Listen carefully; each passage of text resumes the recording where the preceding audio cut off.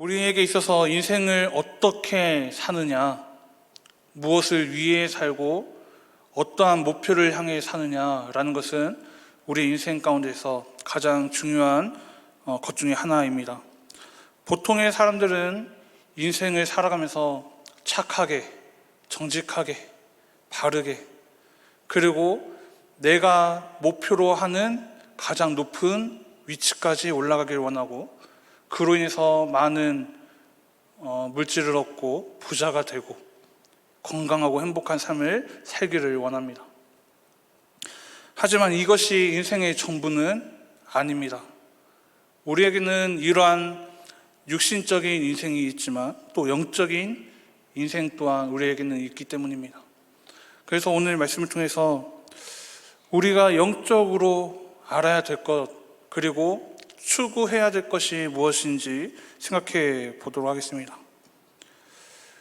우리가 그렇게 영적인 삶을 살아가려면 하나님의 말씀을, 진리의 말씀을 바르게 알아야 합니다. 바르게 알아야 되고, 바르게 믿어야 되고, 바르게 실천해야 합니다. 그런데 그 중에서 우리가 사람이 말을 할 때에도 바른 말 하는 사람이 있지만 그 말과 전혀 다르게 행동하는 사람이 있듯이, 바른 복음을 알고 믿지만 그대로 행동하지 않는 사람이 있다는 것을 우리는 기억해야 됩니다. 그리고 그 사람이 내가 되지 않기를 바라야 됩니다. 알고 믿고 깨달았으면 그대로 살아가는 것이 옳은 자세입니다. 오늘 욥은 친구들의 지책 그리고 책망에 대해서 자신의 의로움을 드러냅니다. 나는 이렇게 의로운 사람이다, 그렇게 드러내고 있는 것입니다. 18절 말씀 한번 같이 보실까요? 함께 읽겠습니다. 시작. 보라, 내가 내 사정을 진술하였거니와 내가 정의롭다 함을 얻을 줄 아노라. 자신이 정의롭다라는 것에 대한 확신을 가지고 있었습니다. 또 욥기 9장 21절 여기 보면 나는 온전하다, 그리고 10장 7절에서는 내가 악하지 않은 줄을 주님께서는 아신다, 그리고 12장 4절에서 의롭고 온전한 자다 라면서 자신의 의로움과 정직함과 또 하나님 앞에서 악하지 않다라는 것에 대해서 분명히 욥은 말하고 있습니다. 이렇게 온전하고 정직하고 하나님 앞에서 악을 행하지 않았다라고 말하는 이 욥이 자신의 구원에 대해서 기대하고 확신하는 모습도 보여줍니다. 오늘 본문 16절 말씀인데요, 함께 읽어봅시다. 시작. 경건하지 않는 자는 그 앞에 이르지 못하나니 이것이 나의 경건하지 않는 자는 그 앞에 이르지 못한다, 하나님 앞에 서지 못한다라는 것입니다. 그런데 이것이 나의 구원이 된다라고 말하는 것은 나는 경건하지 않는 자가 아니라 경건한 자이기 때문에 하나님 앞에 설 수 있고, 그렇기 때문에 나는 구원받은 자다라는 것을 얘기해 주고 있는 것입니다.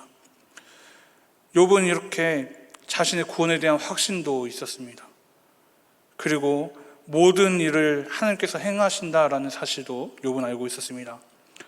그렇기 때문에 어떠한 상황 가운데에서, 고난과 역경 가운데서 원망하고 불평하는 소리가 아니라 21절 말씀과 같이 하나님의 손을 자기에게 대어서 죽게 하지 마시고 하나님의 위엄으로 자기를 두렵게 하지 마시기를 간구하면서 하나님께서 자기에게 주신 고난의 이유를 알기 원한다라는 그런 자세로 그런 삶을 살아가고 있는 것이 욥이었습니다.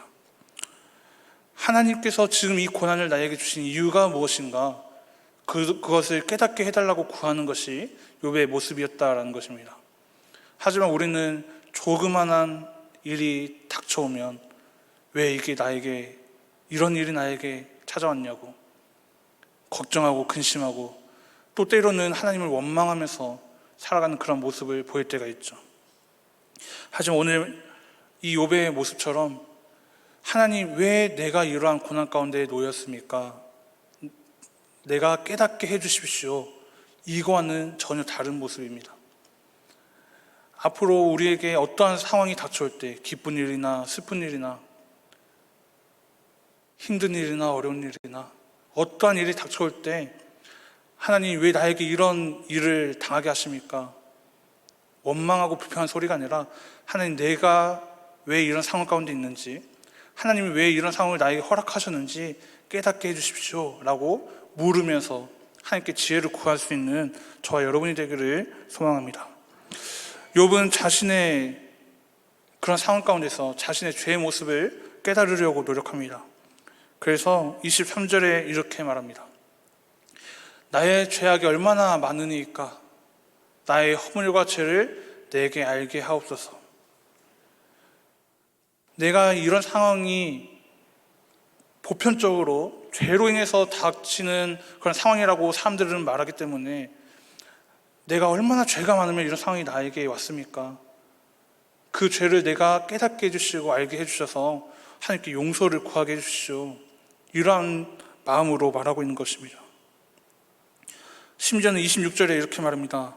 주께서 나를 대적하사 괴로운 일들을 기록하시며 내가 젊었을 때 지은 죄를 내가 받게 하시오며, 여기 보면 젊었을 때 지은 죄가 나옵니다. 그리고 괴로운 일들을 기록하신다라고 말합니다. 하나님은 내가 어릴 때부터 살아온 모든 상황들을, 내가 행동한 것, 또 죄를 지은 것을 다 기록해 놓으신다는 것입니다. 혹시 내가 젊었을 때 회개하지 못한 게 있으면 지금이라도 깨닫게 해주십시오. 그런 마음으로 말하고 있는 것 같습니다. 우리도 마찬가지입니다. 우리가 하루를 살아가면서도 나는 정당하게 옳게 행동한 것 같지만 하나님이 보실 때는 그것이 죄의 모습일 수도 있다는 것입니다. 그래서 제가 몇 번 말씀드렸지만 우리가 자기 전에 기도하는 습관을 갖는 것이 중요합니다. 자기 전에 오늘 하루를 살아가면서 저는 옳다고 생각하고 이런 행동을 했는데, 이렇게 바르게 살아왔다고 생각하는데 혹시 하나님이 보실 때 죄악되는 모습이 있었다면 이 시간 깨닫게 해주시고 하나님 용서해 주십시오라고 기도하는 그런 모습들이 우리에게 필요한 것입니다. 욥은 이것으로 끝나지 않습니다. 자신의 미천함을 고백합니다. 25절에 보면 이렇게 말합니다. 날리는 낙엽, 마른 건불. 또 28절에 보면 썩은 물건의 낡아짐, 종먹은 의복, 이러한 표현들을 씁니다. 그래서 자신이 얼마나 미천한지, 하찮은 존재인지 고백하고 있습니다. 우리는 사람들이 볼 때 정말 훌륭하고 잘생기고 예쁘고 건강하고 누가 보더라도 부러울 만한 그런 삶을 살아가고 있을지 모르지만 우리의 영적인 상태는 정말 보잘것없는 상태일 수도 있습니다. 우리의 겉모습, 육체의 모습, 육신의 건강함, 모든 것 다 중요합니다. 그런데 무엇보다 더 중요한 것은 영적인 상태입니다. 영적인 삶입니다. 그렇기 때문에 우리의 영적인 삶이 욥이 표현한 이러한 자신의 모습, 날리는 낙엽, 마른 건불, 썩은 물건이 더 낡아지는 것 같은 그런 모습이 아니라 정말 누가 보더라도 탐낼 만한 아름다운 열매, 맛있는 열매, 그런 모습으로 변화되어야 될 줄로 믿습니다. 그렇다면 오늘 말씀에서 우리에게 강조하고자 하는 건 무엇일까요? 첫 번째는 우리가 성경 말씀, 하나님의 이 말씀을 바르게 읽고 듣고 배워서 바르게 해석하고 이해할 뿐만 아니라 바르게 실천해야 된다는 것입니다. 나뿐만 아니라 가족과 이웃들에게 바르게 적용해야 된다는 것입니다. 우리가 배웠기 때문에 말할 수 있습니다. 하지만 말만 하고 내가 그대로 살아가지 않는다면 이것은 오히려 독이 됩니다. 예를 들어서 옆에 있는 사람에게 거짓말하면 안 됩니다. 거짓말하면 안 됩니다. 말을 했습니다. 그런데 자신은 거짓말하고 살아간다면 이것은 바른 모습이 아니죠. 하나님께서 이렇게 우리에게 말씀하셨습니다. 우리는 이렇게 살아야 됩니다.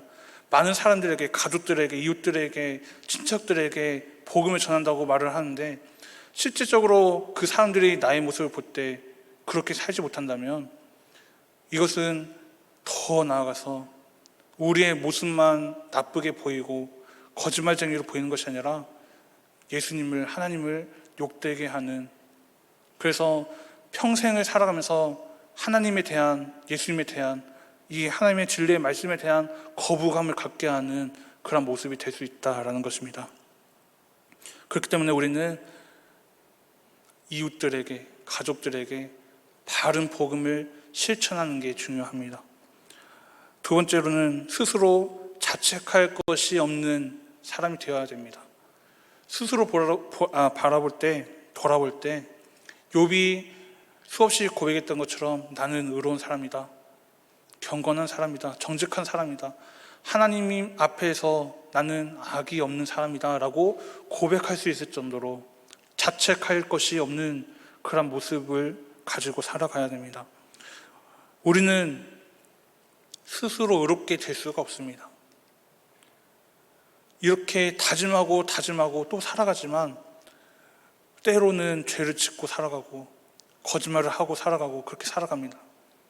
그렇기 때문에 우리는 스스로 그렇게 살아가려고 다짐하면서 자기 자신을 믿지 말고 하나님의 도우심을 구해야 됩니다.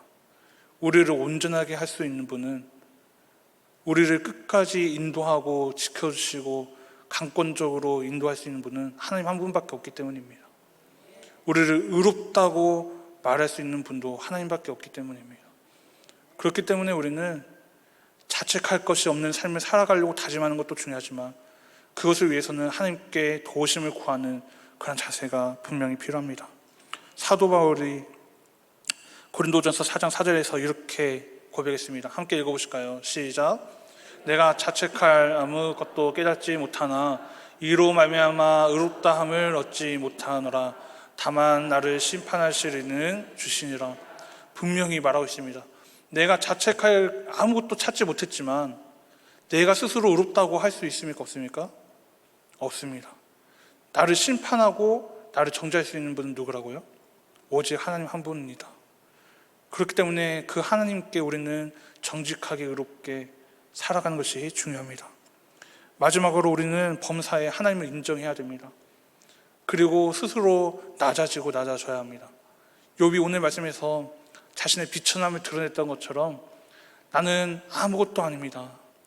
하나님께서 써주시는, 하나님께서 사용하시는 도구에 불과합니다.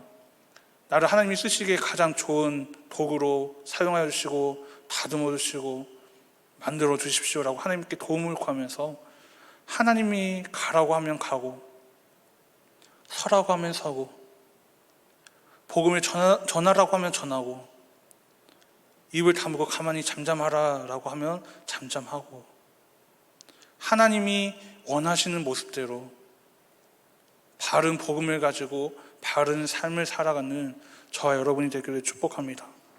그래서 하나님께서 우리에게 원하시는 모습이 무엇인지 먼저 깨닫고 가족과 이웃들에게 선한 영향력을 끼치고 굳이 말하지 않아도 우리의 모습 가운데 예수 그리스도의 향기가 퍼져나가고 예수 그리스도의 사랑이 보여지는, 그로 인해서 예수 그리스도를 우리의 모습 가운데 볼 수 있게 하는 그런 사람들로, 그리스도인들로 변화되어지는 저와 여러분이 되기를 축복합니다.